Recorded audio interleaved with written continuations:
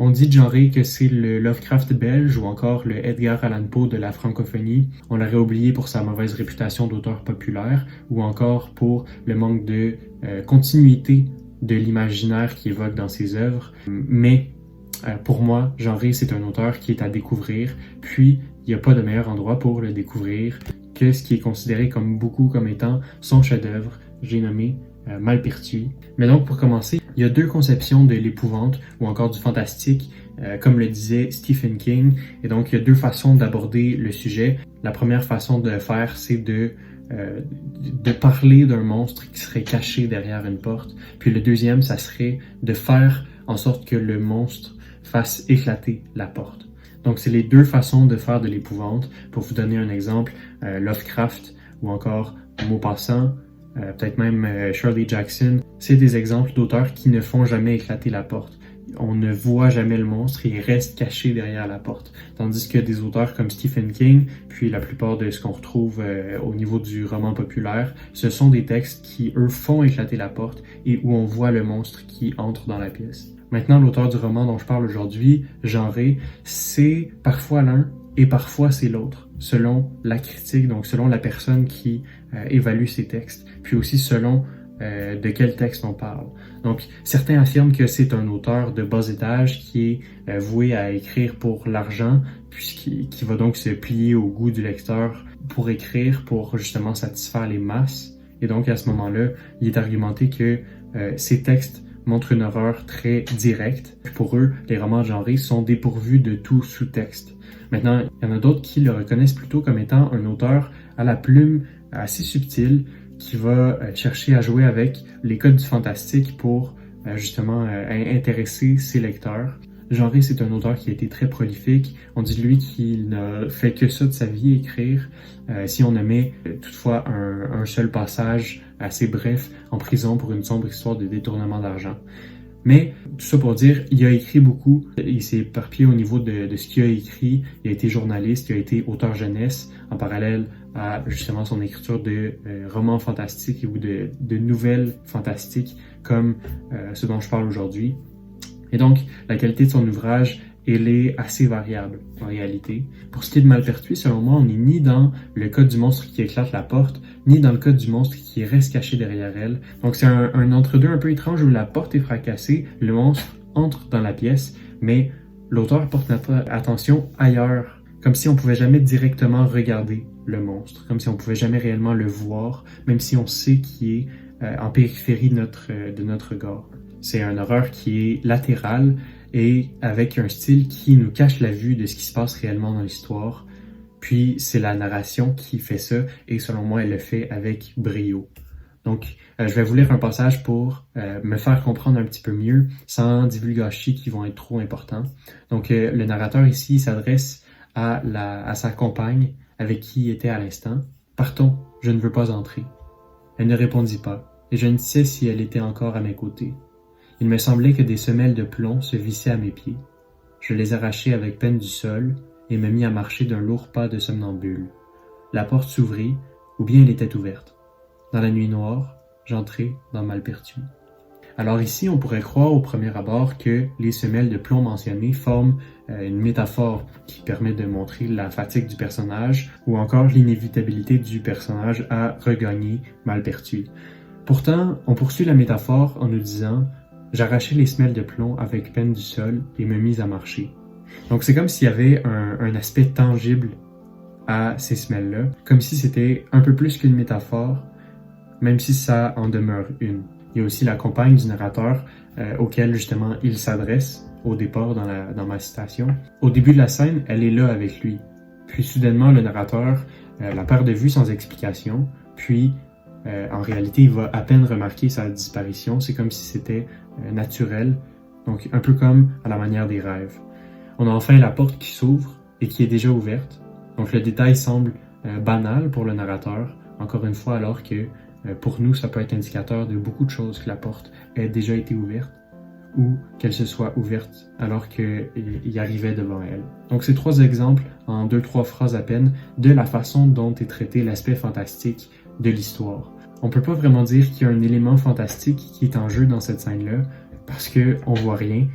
Et pire encore, on ne sait même pas si on devrait voir quelque chose, s'il y a quelque chose à voir. Puis c'est pas seulement une question de narrateur non fiable, même s'il y a une part de ça. Parce que c'est un aspect qu'on retrouve à d'autres endroits dans le texte où le narrateur, c'est un autre personnage. Donc, je l'ai pas dit d'ailleurs, mais c'est un roman dossier, donc un peu à la manière de Lovecraft avec l'appel de Cthulhu. C'est dans cette approche-là très oblique de l'épouvante que se trouve, selon moi, la plus grande force du texte, parce que justement c'est une façon très originale d'aborder l'épouvante, et pour moi, c'est pour cette raison-là que les gens devraient lire Malpertuis davantage. En allant plus loin dans mon analyse du texte, je vais devoir divulgacher certains éléments, puis si vous n'avez pas lu le roman et que ça vous intéresse, je vous conseillerais d'arrêter la vidéo ici. Donc, il y a des révélations plus tard dans le livre qui changent complètement la première partie, puis ça la rend beaucoup plus intéressante qu'elle ne l'apparaît au départ. Et donc, c'est pour ça que je veux pas divulgacher ces éléments-là si vous n'avez pas lu le livre.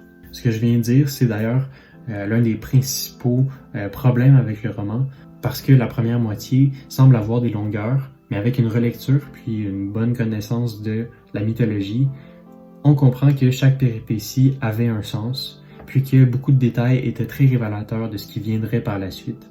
Alors que ces détails-là pouvaient nous sembler banals au départ si on n'était pas assez attentif ou si on n'avait pas les connaissances nécessaires pour remarquer quelque chose. Ça reste un défaut mineur, puisqu'on est très rapidement lancé dans le monde fantastique de Malpertuis. Donc l'histoire perd pas beaucoup de temps à être mise en place, donc très rapidement, là, il y a des événements assez choquants qui s'opèrent dans la maison. Ici, je pense surtout à la mort de Matthias Kruk en début de livre. C'est l'un des premiers événements surnaturels. Puis, étrangement, c'est l'un des plus directs et violents, alors qu'on pourrait croire qu'il y aurait une escalade dans l'histoire. Par la suite, les morts sont de plus en plus imprécis.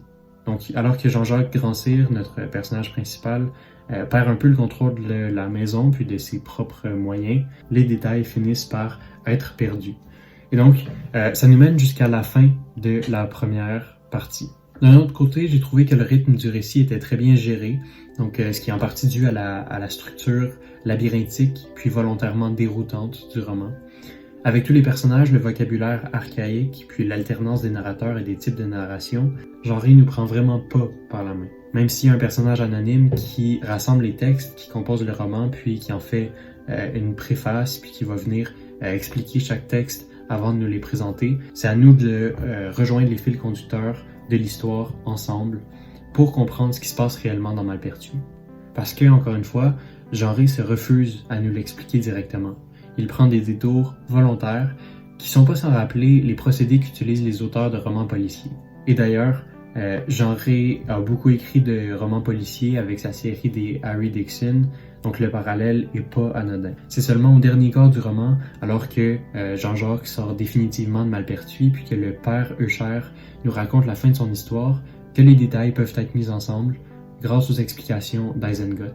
C'est aussi avec cette dernière partie du roman que se solidifie le symbole de la religion chrétienne comme point d'appui. Donc je connais pas les convictions religieuses de l'auteur, peut-être que j'aurais dû un peu plus rechercher à ce niveau, mais il oppose la religion catholique au dieu de la Grèce antique. Le dieu de la Bible y est alors vu comme un dieu nouveau et sa religion est incarnée par tous les personnages qui viennent en aide à Jean-Jacques. Donc que ce soit l'abbé Douce-Dame, sa compagne Betz ou encore le père Eucher. Il y a d'autres religieux à la morale plus ambivalente dans l'histoire, voire même carrément mauvais, mais c'est au nom de puissances contraires aux dieux de la Bible qui commettent des actes immoraux. Enfin, en ce qui concerne le sous-texte de l'histoire, je suis en partie d'accord avec les critiques de Jean-Rhy qui disent que ce qu'il écrivait était dépourvu de profondeur, dans le sens où je pense pas que Malpertuis soit une œuvre politisée, qu'elle a une morale, un sens caché ou qui ait une allégorie sous-jacente. Donc la seule interprétation intéressante qu'on pourrait attribuer au roman, selon moi, hormis l'exploration de la dualité entre les dieux anciens et le dieu de la Bible, ça serait de voir Malpertuis comme un espace mental de l'inconscient où on retrouve les archétypes de la divinité grecque qui ont été oubliés ou refoulés. Mais même avec cette interprétation-là, selon moi, c'est un peu tiré par les cheveux. Là. C'est une piste qui était probablement pas celle vers laquelle nous aiguillait Jean-Rhy lorsqu'il a écrit son texte. Alors voilà, c'était ma seconde lecture du roman Malpertuis. Et je pense que c'est devenu l'un de mes récits de fantastique préférés. Alors si vous savez pas, je me suis engagé à lire tous les romans de la collection Le Masque Fantastique, tous les romans et tous les recueils de nouvelles. Malpertuis est le premier roman de la série et le premier aussi que je critique. Et donc on se retrouve bientôt pour le deuxième roman de la collection. Alors voilà, merci beaucoup.